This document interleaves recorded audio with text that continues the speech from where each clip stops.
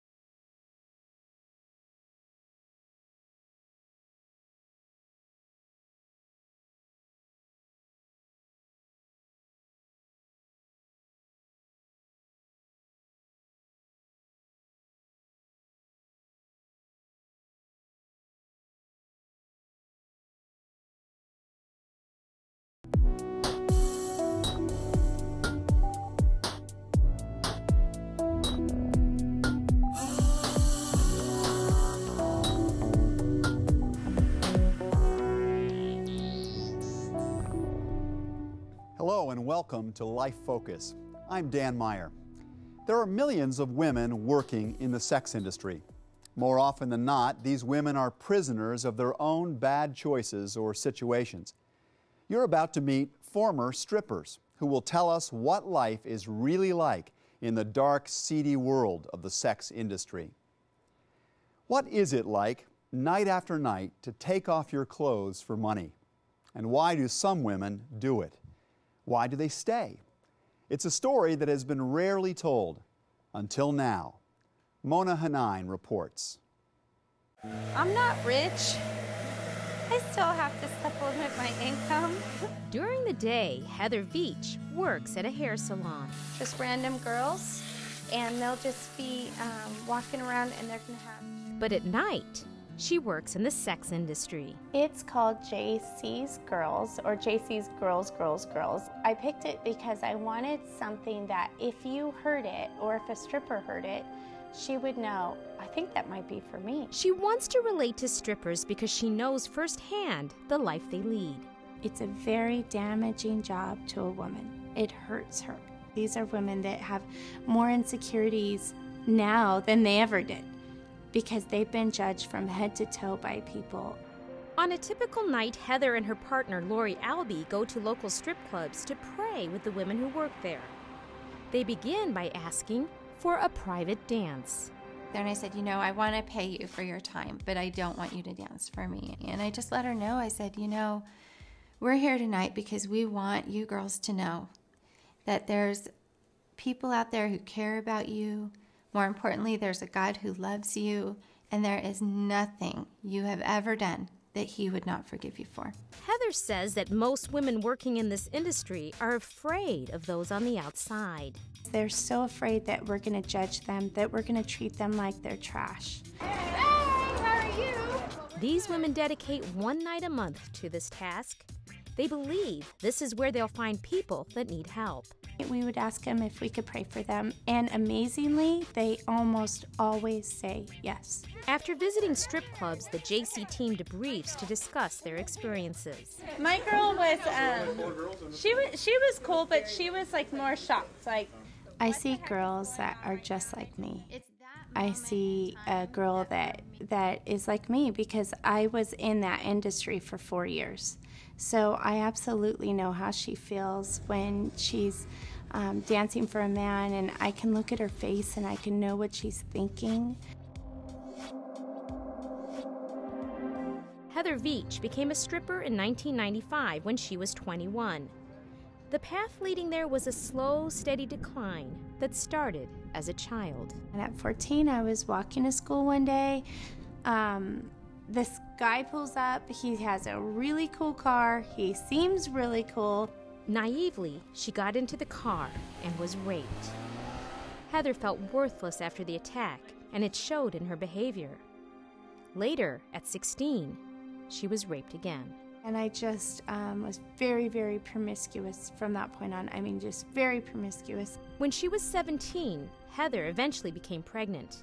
I had nothing, and so I went into a nightclub and I got a job that night as a go-go dancer. So it was the beginning.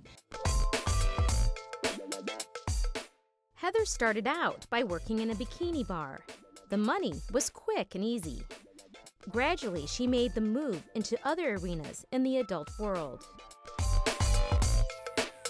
And then did like fetish movies or things that would come my way. I just really kept going and going. As I would be desensitized, the next step was so much easier to take. After a few years, the thrill of fast money, hard drinking, and providing fantasies to strangers was gone. In 1999, with all the hype about the millennium, she began to get scared. And I actually started getting worried, like maybe this end of the world thing is true, like maybe it's true. And I really was petrified to die. And for some reason, I had that feeling like I was going to pay the price. Christina Sefton says the promise of glitz and glamour and life in the spotlight can lure young women seeking love and attention. It's totally invigorating to be up there on stage with people throwing money at you like you're some goddess. Unlike the movies, this is reality. There is no fame, only fear. These strip clubs are filled with uneducated women. Many are drug addicts and alcoholics. Most hate what they do and even despise the men who pay to see them. Every club has a dark corner. I would always get taken to those dark corners, and, it's kind of just what you did. Though there are men with burdens aimed through steel, greed, and gluttony. Christina started taking her clothes off for money at the age of 16. I got kind of that artificial love from being in the dancing scene. I felt like I was the center of the world, the universe. We are alive now, and tomorrow we may all be dead. But offstage, Christina felt degraded and used. I became like a tool. Just, a tool for people to use as they saw fit. She wanted to get out, but felt trapped. She continued dancing for over 6 years. After you're used to making so much money, getting a normal job paying minimum wage is very difficult because I could work all week and make what I'd make in one night of dancing. So it was very hard. For Christina, the path toward life as a stripper started as it starts with many women. A troubled childhood. She started drinking at the age of 14 and lost her virginity in the 8th grade. I was a little girl who really needed someone to love me and to appreciate me. By the 10th grade, she was sneaking a water bottle full of vodka to school. I started stealing liquor from my parents' liquor cabinet. I started smoking marijuana, snorting all kinds of pills, even if I didn't know what they were, huffing gas and Freon, and dropping acid, LSD. Pretty much, if it got me high, then I was there. Eventually, she dropped out of high school and was on her own. A friend encouraged her to try dancing for a living. Reluctantly, she decided to give it a try. When I walked in, I felt like a little girl sneaking into an X-rated movie. I just felt like I did not belong, but I was scared, and I wanted to be independent. I didn't want to depend on any man to take care of me. When other girls her age were getting ready for their high school prom, Christina was already working the strip club, eventually doing sexual favors for clients. I would have a customer who would offer me, a couple $100 to do something, sexual. And for the most part, the club was all for it. Go up in the VIP room and you can do anything you want. But the illegal sex and drugs eventually landed her in jail. That was a wake-up call when she found herself alone in a dark jail cell. I thought to myself, God, if you're there, please, just help me. Just help me. And I don't know how I got up the strength to have hope, but I did. And I knew that I needed to do something to change. And I knew it was the drugs and the alcohol that needed to go. A couple of weeks later, Christina went to rehab and began the journey of changing her life. To seek something different for her life. I wish I could just take every dancer in the whole world into a room and just tell them everything will be okay. You just have to get out. Make that first step. You know, there is another better life out there, and it's not beyond your reach.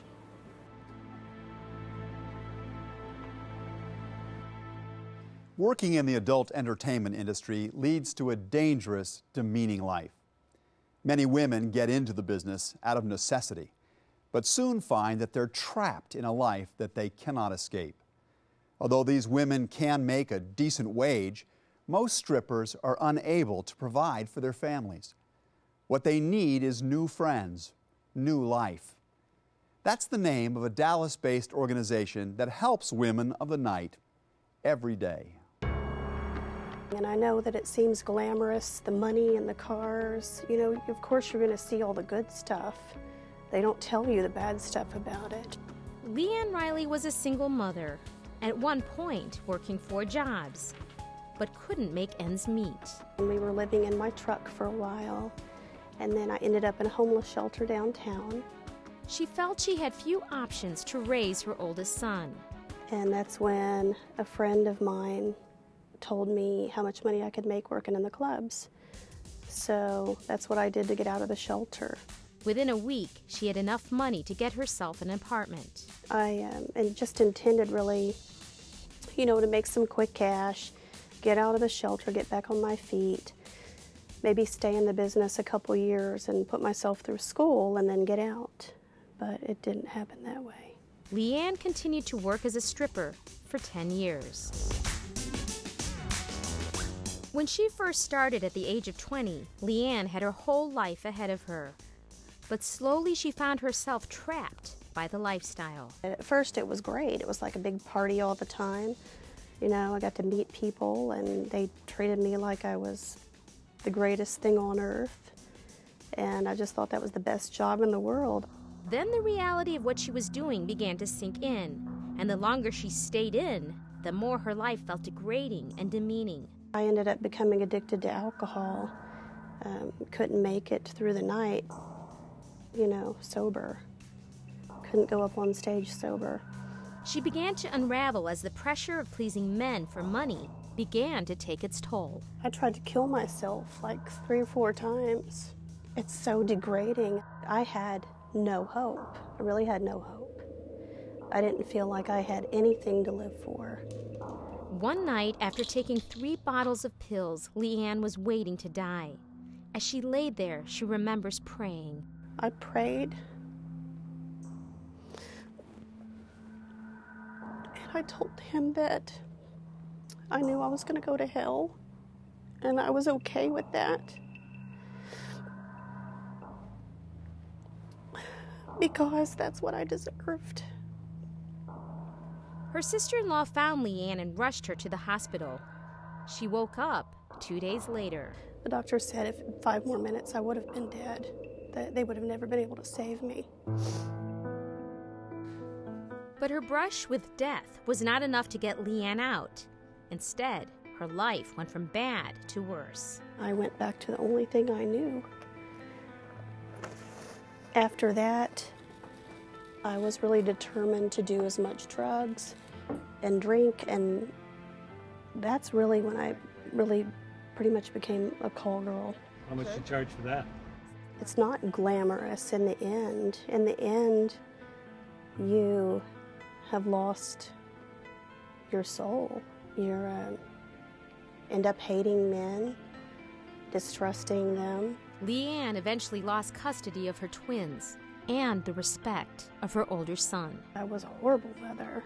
I would wake up every morning and I knew it wasn't worth it. I missed my babies,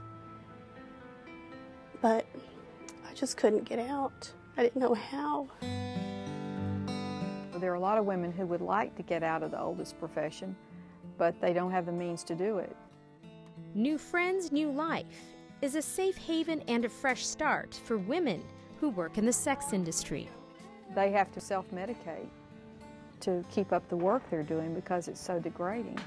So they get hooked on drugs or alcohol, and it takes all their money. You want to talk to me about how you're feeling about all of that? When women come to us, they're typically on the verge of homelessness. They're about to be evicted, they're about to lose their cars.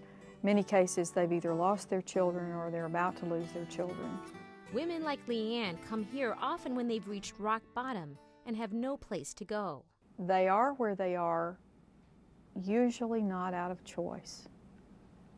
They're where they are because they've lacked opportunity, they have lacked friendships, they have lacked a church. And the church has often turned away the girls that most desperately need it. Many of them have a very negative attitude about Christianity because we Christians come across as being so judgmental sometimes. One of the main missions here is to help women who have often been ignored. It feels good to not be afraid. We must get over the stereotypes that just because a woman has compromised herself makes her worthless. I mean, that's the whole message of the gospel. That's it. We're of value because we're created by God. After years of working in the industry, Christina also lost custody of her daughter. Even though she loved her little girl, she had no idea how to get her back. I just felt like there was nothing left of me. Like everything that I had that was good in my life was gone. I missed my daughter, but I thought, that how can I change? Before, fear made me do a lot of bad things. The first thing she had to demonstrate was that she was willing to change. For a 3-week period, she had to stay off drugs and alcohol and report her finances to the counselor. I feel like God will provide for me. We want to teach them to live within their means. It's really hard work. The women who stick with it have a lot of courage, and they work very hard. It's very exciting to see the transformations that happen. And I have so much going for me now that, I don't want to lose that. The key to success is support through friends and weekly meetings. I was scared of everything. For these women, fear is a part of daily living. Fear of their future and fear that they will go back to what they once were. But my thoughts scare me sometimes because it was very traumatic for me. I'm 25 years old and I've been through so much. So my memories haunt me. Sometimes I'm scared because I feel like they're right there. That person who got hurt so much is still in here. Through these meetings and counseling, Christina is facing the future. She's attending this community college where she is studying to be an accountant. Mommy needs a brush. There it is. Thank you, Sierra. Most of the women that are supported by New Friends, New Life never go back into the business. Christina has regained her confidence, got a new job, a husband, and another daughter. A life she never dreamed would be hers. It was awesome to have the feeling of having a clean slate and knowing that I still had a chance to go back and be a good mom again. All the women that we help want desperately to be good mothers. They want desperately to provide for their children. 2 years ago, I would have never ever thought in a million years I would be where I'm at today. We're working on buying a house and all these normal things, normal things that I feel like a lot of people take for granted. They helped me get an apartment and helped me take care of my kids. I was able to get my kids back, got my GED. Been going to college part-time for about 4 years. I'm almost finished. Leanne says New Friends, New Life gave her the desire and hope for a fresh start. They help build you back up into a real person. What you got? I got 3 aces. This isn't my story, it's God's story. In the U.S., the pornography industry is a $12 billion business. Worldwide, that figure climbs to $57 billion.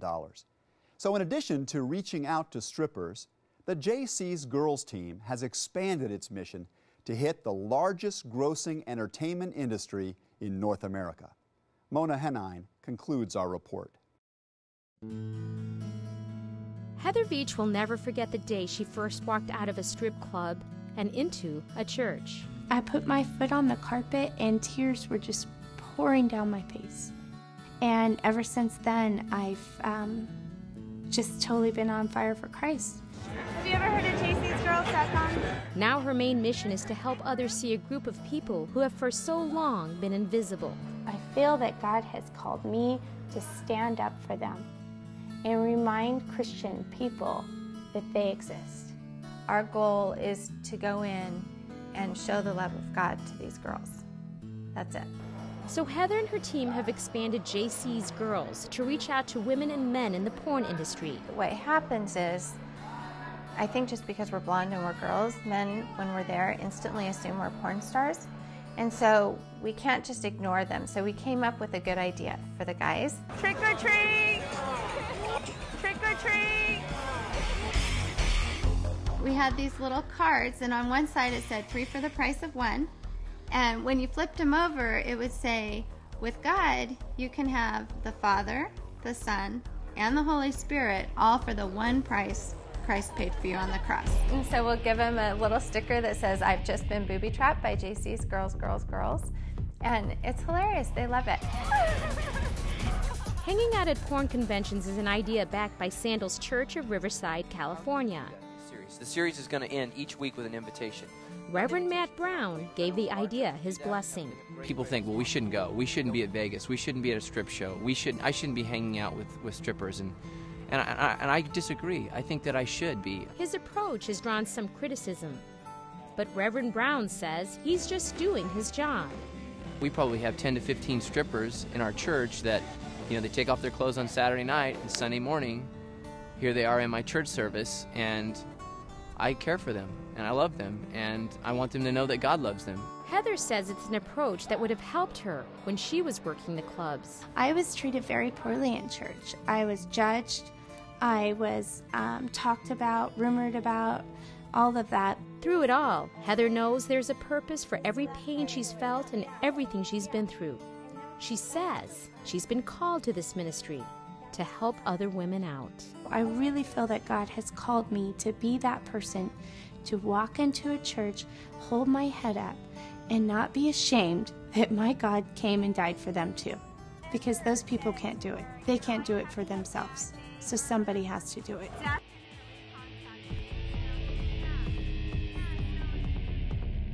Heather says she hopes to someday offer women in the sex industry better ways of making their living. Through her work with JC's Girls, she wants other women to know that there are safe places away from the adult entertainment industry.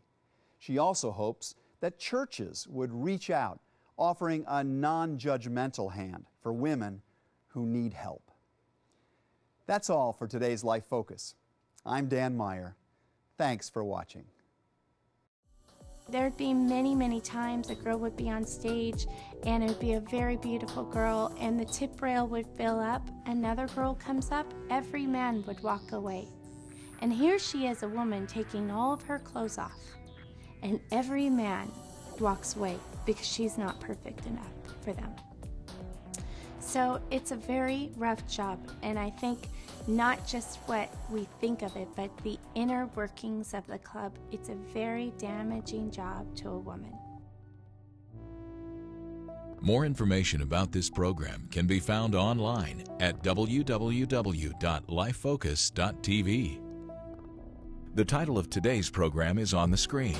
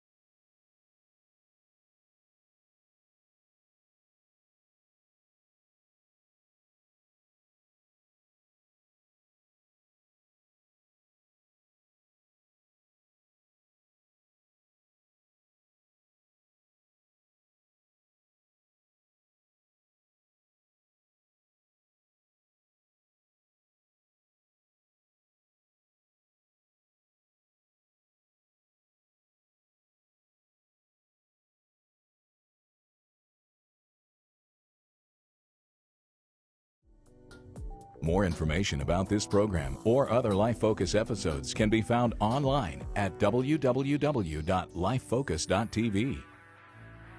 Pricing and ordering information for a DVD copy of this program are available on our website or by phone at 1-877-908-5433. The title of today's program is on the screen.